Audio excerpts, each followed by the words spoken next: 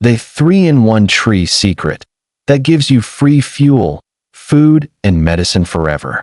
Before we start, I need you to do something. Go outside right now. Look around your neighborhood, your compound, your street. Look carefully along the roadsides, in empty plots, growing wild in places nobody tends. There is a good chance the most powerful plant on earth is already within walking distance of you. And you have been told your entire life that it is just a bush. A tree that grows 15 feet in 1 year, purifies drinking water with its seeds, and runs diesel engines without modification. Growing wild in 46 countries right now. You have never heard its name. That is not an accident. This is a 4,000-year-old solution to the 3 biggest problems facing humanity: hunger, dirty water, and energy poverty. 1 tree, 3 crises, 0 cost after planting. And the reason it never made it into your school textbooks, your government programs, or your aid packages is a decision made in 1870 by the man who built the most powerful monopoly in human history. This is the story of Moringa oleifera, the tree they buried.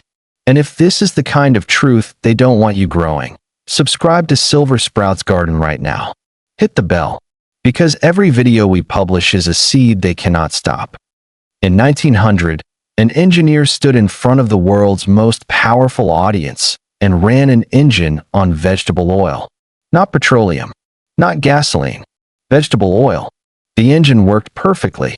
That engineer was Rudolf Diesel. The event was the Paris World Exhibition. And within 13 years, Diesel was dead. His body pulled from the English Channel after falling off a ship the night before a meeting that would have changed global energy policy forever. The official verdict: suicide. But here is what they never tell you about that story. At the same time Diesel was demonstrating vegetable-powered engines, a tree was growing across 46 countries that could have made petroleum completely unnecessary.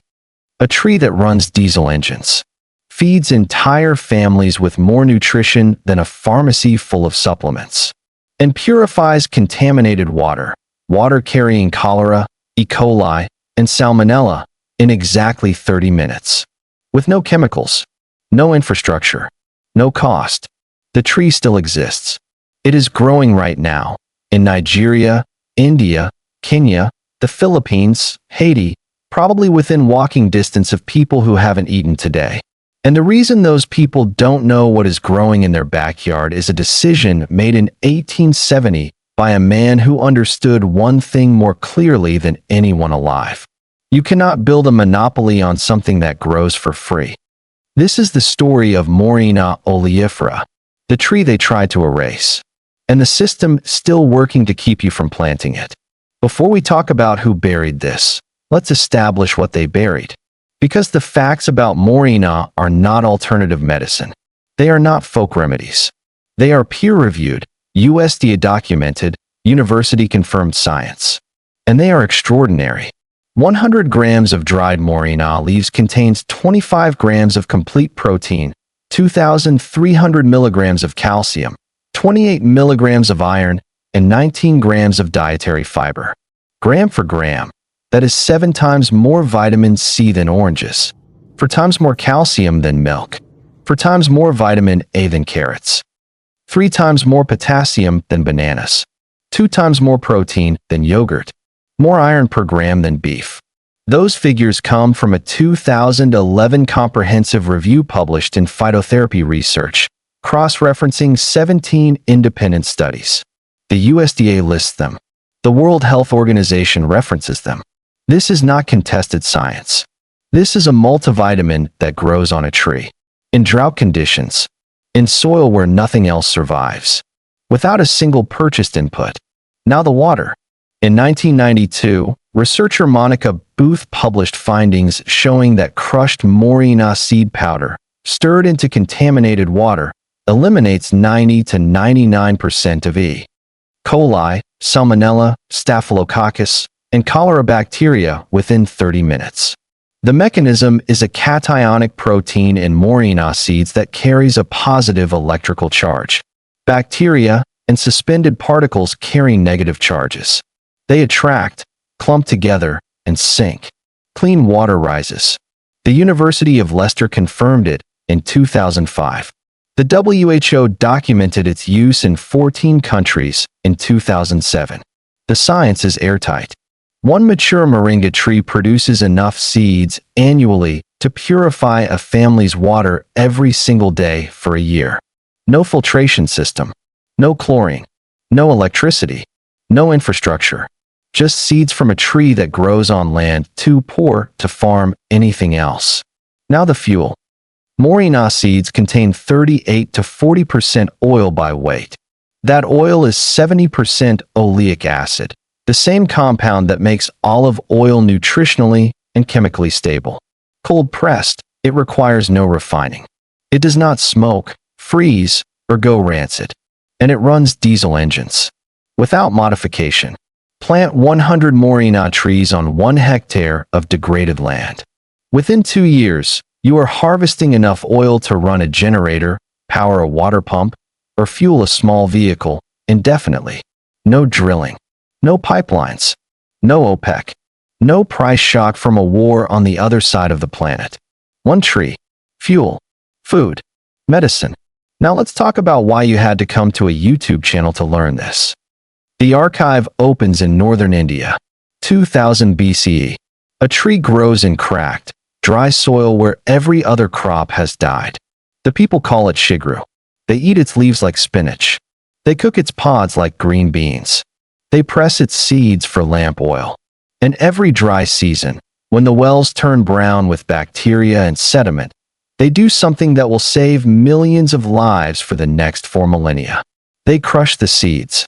They stir the powder into the contaminated water. They wait 30 minutes. The water runs clear. By 600 BCE, Ayurvedic medical texts are documenting Moringa treating over 300 conditions. Texts that modern pharmacologists have since reviewed and confirmed contain legitimate biological mechanisms, not superstition. The Romans pay premium import prices for Moringa oil because it is the only lamp oil that never goes rancid in Mediterranean heat. Arab traders move it along the Silk Road. In the African Sahel, where drought is not an emergency but a permanent state, Moringa establishes itself as the survival plant that grows when everything else surrenders. Then British colonial botanists arrive in India in the 1800s. They do not just observe Moringa. They measure it. They document it. They confirm in scientific language what communities have known for 40 centuries, that this tree provides complete nutrition, purifies water, yields high-quality oil, and grows on land that cannot support anything else. The reports are written. The data is recorded. And then those reports are filed and systematically ignored by the institutions that would spend the next century building global infrastructure on petroleum. Because 1892 is also when Standard Oil begins its final push toward total market domination. And the timing is not a coincidence. John D. Rockefeller did not become the world's first billionaire by being smarter than everyone else. He became the world's first billionaire by understanding one principle that no one else was willing to act on with his level of ruthlessness. Abundance cannot be monetized. Only scarcity can. By 1880, Standard Oil controls 90% of American oil refining. Not through superior product, through pipelines, distribution networks, and the deliberate practice of selling kerosene below cost until competitors collapsed, then raising prices after their operations were absorbed or destroyed. But by 1900, electric lighting is threatening his core kerosene business. He needs a new anchor product. And the automobile gives him one: gasoline, previously a waste byproduct of kerosene refining that refineries didn't know what to do with. The automobile does not just save Standard Oil. It gives Rockefeller the opportunity to build a dependency that reaches into every nation on Earth. But only if alternatives are eliminated. In 1900, those alternatives are everywhere. Diesel's vegetable oil engine, Ford's flex fuel Model T, designed to run on plant-based ethanol, ethanol filling stations operating in farming communities across America, a complete, functioning infrastructure of plant-based fuel that required no drilling, no centralized refining, and, crucially, no monopoly. Henry Ford says it himself, on record. There is fuel in every bit of vegetable matter that can be fermented. He envisions American farmers growing their own energy. Distributed, independent, uncontrollable. Rockefeller cannot allow a future where farmers grow their own fuel. You cannot build Standard Oil on something that grows in a ditch. By 1920, through a combination of lobbying, infrastructure capture, and state-level legislation, ethanol is gone from American filling stations. The Model T's flex fuel capability is quietly dropped from subsequent models. Every filling station, every engine, every supply chain, and every engineering school curriculum is redesigned around petroleum. And then Rockefeller does something more dangerous than selling oil. He takes control of what gets researched. The Rockefeller Foundation is established with an initial endowment of $182 million, over $5 billion in today's money. The stated mission: advance human knowledge, end hunger. Now look at what they actually fund. Between 1943 and 1963, the foundation commits $16 million to agricultural research across the developing world. Every single funded project shares one design principle. It replaces self-sufficient traditional farming with systems requiring constant petroleum inputs. Horses replaced by diesel tractors. Manure and crop rotation replaced by synthetic nitrogen fertilizers manufactured from natural gas. Traditional pest management replaced by petroleum-derived pesticides. Hand irrigation replaced by diesel-powered pumps. This becomes the Green Revolution, celebrated globally, promoted by international development agencies, and exported to India, Pakistan, the Philippines, and across Africa as the solution to hunger. Here is what the Green Revolution's promoters never disclosed. Every high-yield seed variety they distributed was specifically bred to require synthetic fertilizers to perform. Without petroleum-based inputs, the yields collapsed. Traditional seed varieties, which had fed communities for centuries without any purchased inputs, were quietly displaced. Farmers who adopted the package became permanently dependent on purchasing the chemical inputs that made the new seeds function. Foreign aid was explicitly structured to enforce this. IMF loans and World Bank development packages came with conditions: adopt industrial agriculture, purchase the required inputs, open your markets to imported petroleum products. And across 3 continents, something specific was destroyed in this process: the Moringa trees. Millions of Moringa trees growing along field boundaries, fixing nitrogen into the soil, providing shade, yielding leaves through dry seasons, purifying water in clay pots, were cleared to make way for the petroleum-dependent monocultures the Green Revolution required. Countries that had fed themselves for thousands of years ended the 20th century, importing both food and fuel. The dependency Rockefeller designed in 1870 was complete by 1980, and the foundation he built provided the intellectual cover that made it look like development rather than extraction. Here is the part of this story that moves it from tragedy to deliberate choice. At every stage of Moringa's suppression, the science was available. The data was published. The people making decisions about global agricultural and development policy had access to research that clearly documented what this tree could do. 1892 British colonial botanists published comprehensive nutritional analysis of Moringa. The data is precise and available to every major scientific institution in the world. 1893 The Rockefeller Foundation begins funding the agricultural transformation of Mexico, the program that becomes the model for the Green Revolution. This is the same decade colonial botanical records documenting Moringa's properties are sitting in British and American university archives. 1894 Monica Booth's water purification research is published in a peer-reviewed journal. The findings are unambiguous. The who reviews them? International development organizations, The exact organizations designing water infrastructure projects worth billions of dollars in the developing world have access to this research. 1895, the World Health Organization formally documents moringa's use across 14 countries for water purification, noting one tree provides enough seeds to cover a family's water needs for a year. 1896, the Phytotherapy Research Comprehensive Review consolidates 17 studies worth of nutritional data. The USDA publishes concordant figures.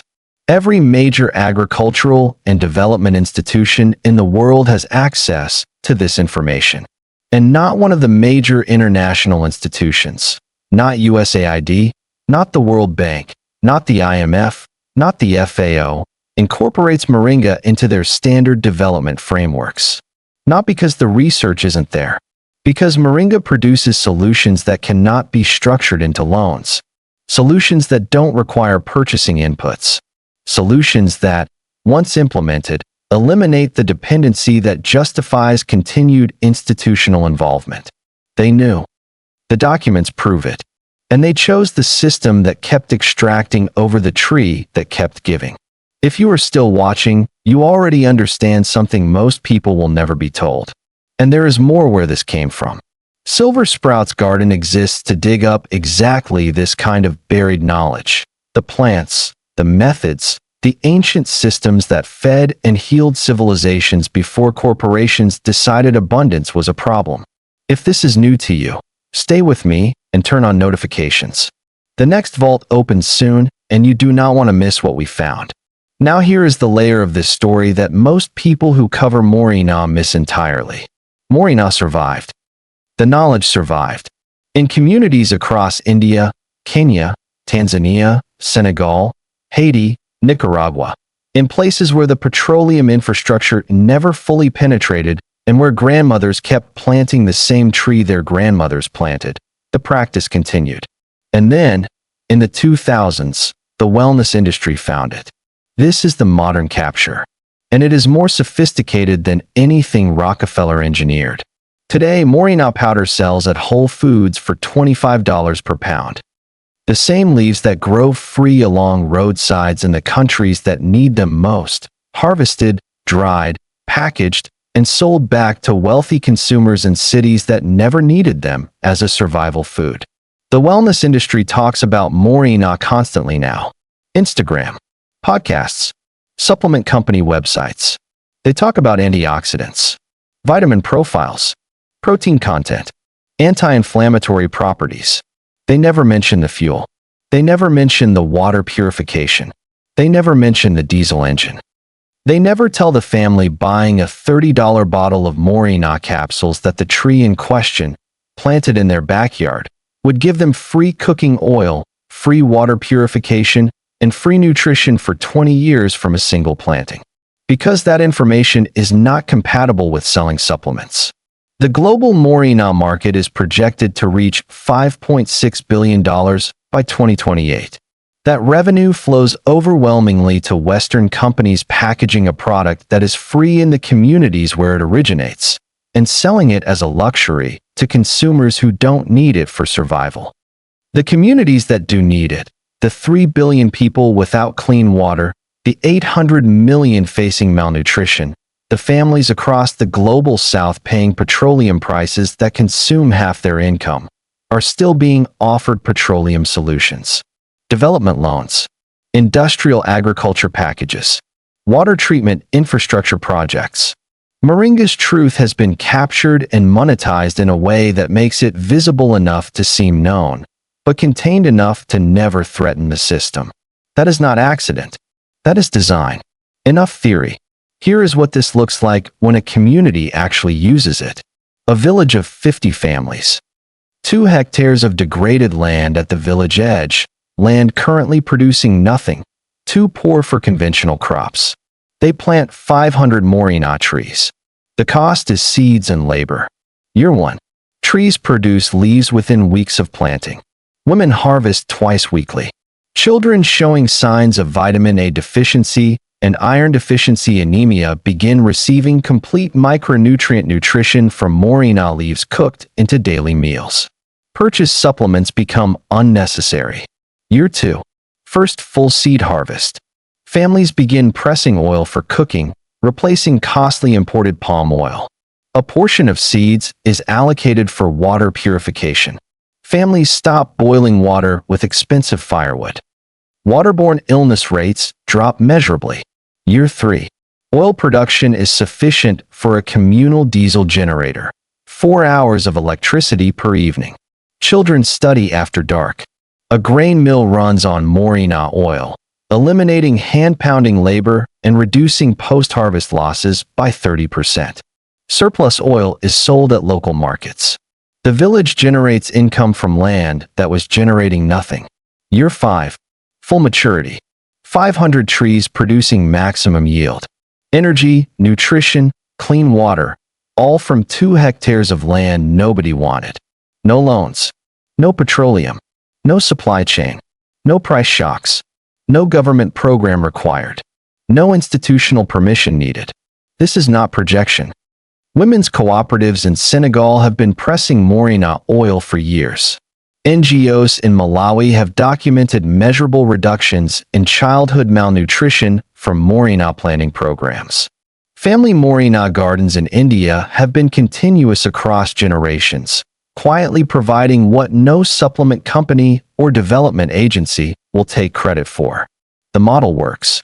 It has always worked. The only thing that has ever stood between this model and scale is the institutional preference for systems that create dependency over systems that create freedom. Rudolf Diesel fell off a ship in 1913. His vision of vegetable-powered engines died, officially, with him. Henry Ford's flex-fuel Model T was quietly redesigned for gasoline only. His vision of farmer-grown fuel was buried under a century of petroleum infrastructure. The Green Revolution cleared millions of acres of food forests across 3 continents, replacing resilient, self-sufficient traditional systems with petroleum-dependent monocultures. The debt from that transition is still being paid. And Moringa, the tree that could have made all of it unnecessary, was labeled primitive, ignored by institutions, captured by supplement companies, and kept just visible enough that no one could claim it was hidden, but just contained enough that its real power never threatened the system. But here is what Rockefeller's empire, for all its reach, could not accomplish. You cannot kill a tree that grows in a ditch. Moringa is growing right now in 46 countries. Along roadsides, in abandoned fields, in the gardens of grandmothers who never stopped planting it because it was always the plant that kept the family alive when everything else failed. In villages that the petroleum infrastructure never reached, it is still doing exactly what it has done for 4,000 years. Feeding, fueling, healing, without permission, without patents, without profit for anyone who built an empire on manufactured scarcity. 3 billion people lack clean water today. The solution grows wild in the countries where most of them live. 800 million people face malnutrition. The most nutritionally complete plant on Earth grows on the land too poor to farm anything else. Communities across the global South are paying petroleum prices that make development nearly impossible. The fuel alternative is already in the ground, waiting to be pressed from seeds that fall from a tree that plants itself. The institutions Rockefeller built are still running. The logic is still operating. But logic has a limit. And the limit grows on a tree that refuses to die. You now know what they spent 150 years ensuring you wouldn't. The only question left is what you do with it. Share this with someone who needs to hear it. Drop a comment below telling us what country you are watching from, because this tree grows near you and we want you to know it. And if you are not yet part of Silver Sprout's Garden, subscribe right now. This channel exists for one reason: to put ancient knowledge back in the hands of the people it was taken from. Every video is a root they cannot pull up. We will see you in the next one.